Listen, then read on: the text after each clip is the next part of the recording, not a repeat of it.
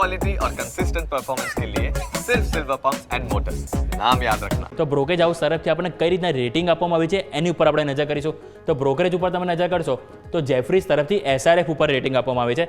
Under પરફોર્મના rating છે ₹2060 આપવામાં આવે છે. એમનું કહેવું એવું છે સ્પેશિયાલિટી કેમિકલમાં રિકવરીની મેનેજમેન્ટના અહીંયાથી આશા છે. એક્સપોર્ટમાં રેટમાં અહીંથી વધારાની ગતિ ઓછી છે, એટલે જે કંપની એક્સપોર્ટ કરી રહી છે બહાર એમાં થોડીક ગતિ ઓછી પડી છે. એ જ કારણથી તેઓ અંડર પરફોર્મના રેટિંગ આપી રહ્યા છે. સામે લક્ષ્યાંક તેઓ ₹2060 આપી રહ્યા છે. નેક્સ્ટ હવે આપણે જોઈશું તો નેક્સ્ટ આપણે જો આ વાતથી SRFની હવે નુવામાનો રિપોર્ટ આવે છે SRF ઉપર, જેમાં તેઓ ખરીદવાની સલાહ આપી રહ્યા છે. લક્ષ્યાંક ₹2929 આપવામાં આવે છે. અનુમાનથી સારા પરિણામ છે અને સામે માર્જિનમાં સારો સુધારો છે અને ઇબિડા 9.5% વધ્યા છે. તેઓ ઓપરેટિંગ નંબરની વાત અહીંયા ખાસ મેન્શન કરી છે કે જે સારું છે અને ઓવરઓલ પરિણામ પણ અનુમાનથી સારા છે. એ કારણથી તેઓ ખરીદવાની સલાહ આપી રહ્યા છે અને લક્ષ્યાંક ₹2929 આપવામાં આવે છે SRF ઉપર. આ વાતથી નુવામાની. હવે નેક્સ્ટ રિપોર્ટ આપણે લાવીશું કે નેક્સ્ટ રિપોર્ટ ઉપર તમે નજર કરશો કે જેમાં તમે એક મોર્ગન સ્ટેનલીનો રિપોર્ટ આવે છે GSPL ઉપર કે જેમાં રેટિંગ ઓવરવેઇટ આપણને જોવા મળી રહે છે. લક્ષ્યાંક ₹1200 પ્રતિ શેરને તમને જોવા મળી રહે છે અને સામે વધારાના મૂડી ખર્ચની યોજનાથી આશ્ચર્ય અહીંયાથી અસર પડશે એવું એમનું કહેવું છે. પરંતુ ઓવરવેઇટ અહીંયાથી રેટિંગ આપવામાં આવે છે, જેના કારણે લક્ષ્યાંક ₹1200 અહીંયાથી આપવામાં આવે છે. નેક્સ્ટ રિપોર્ટ આપણે લાવીશું અહીંયાથી જે તમારે નજર રાખવું જોઈએ એ તમારું છે PB ફિનટેક ઉપર HSBCનો રિપોર્ટ આવ્યો છે, જેમાં રેટિંગ બાયના આપવામાં આવે છે અને લક્ષ્યાંક ₹2530 પ્રતિ શેરને આપવામાં આવે છે.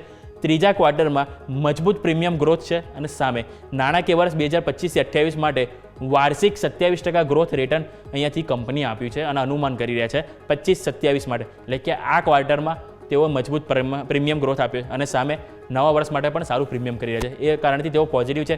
HSBCનું જોઈશું બેંક ઓફ બરોડા ઉપર કે જેમાં તમે રેટિંગ અહીંયાથી હોલ્ડના આપવામાં આવ્યા છે અને લક્ષ્યાંક તમે જુઓ તો ₹250 પ્રતિ છે.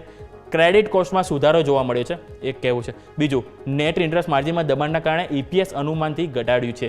એ જ કારણથી આપણને આજે તમે જોશો ને પરિણામ આપણને ઓવરઓલ સારા જોવા મળે, ટોપ લાઇન બોટમ લાઇન બધું સારું હોય, પરંતુ કંપનીની જે નેટ ઇન્ટરેસ્ટ માર્જિન અને પ્રોવિઝન એમાં ક્યાંક ને ક્યાંક આપણને નિરાશા જોવા મળી. એ જ વસ્તુ HSBC પણ મેન્શન કર્યું છે, જેના કારણે તેઓ હોલ્ડના રેટિંગ આપે છે, ખરીદીની સલાહ નથી આપી. આ વાત થઈ બેંક ઓફ બરોડાની. નેક્સ્ટ આપણે નજર કરીશું તે છે ડૉક્ટર લાલપત લેબ ઉપર નોમુરાનો રિપોર્ટ આવે છે. રેટિંગ બાયના આપવામાં આવે છે. લક્ષ્યાંક ₹3315 પ્રતિ શેરને આપવામાં આવે છે.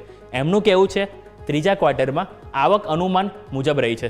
દક્ષિણ ભારતમાં વિકાસ પર ધ્યાન અહીંયાથી કંપની આપી રહ્યા છે અને જેના કારણે તેઓ અહીંથી પોઝિટિવ છે અને એ જ પોઝિટિવના કારણે નોમોરા અહીંયાથી બાયના રેટિંગ આપી રહ્યા છે અને લક્ષ્યાંક અહીંયાથી 3315 તમારા માટે અહીંયાથી આપી રહ્યા છે, જેને ધ્યાન પર રાખીશું.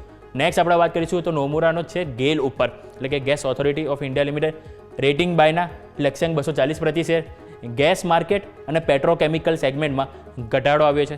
કંપનીનું વર્તમાન વેલ્યુએશન આકર્ષક છે.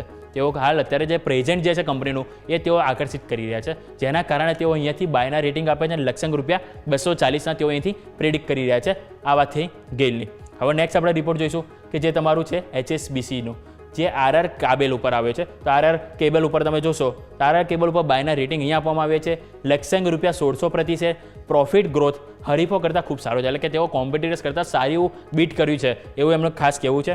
કંપની મજબૂત નફાના ગ્રોથ પર અહીંયાથી જવા તૈયાર છે, એટલે કે આવનારા દિવસોમાં સારી એવું સ્ટ્રોંગ પ્રોફિટ અને મજબૂત પરફોર્મન્સ કંપની કરશે, જેઓ અહીંયાથી કોન્ફિડન્સ ધરાવી રહ્યા છે HSBC, જેના કારણે તેઓ અહીંયાથી બાયની સલાહ આપી રહ્યા છે અને લક્ષ્યાંક ₹1600 એટલે કે 1600 પ્રતિ શેરનો અહીંયાથી આપી રહ્યા છે.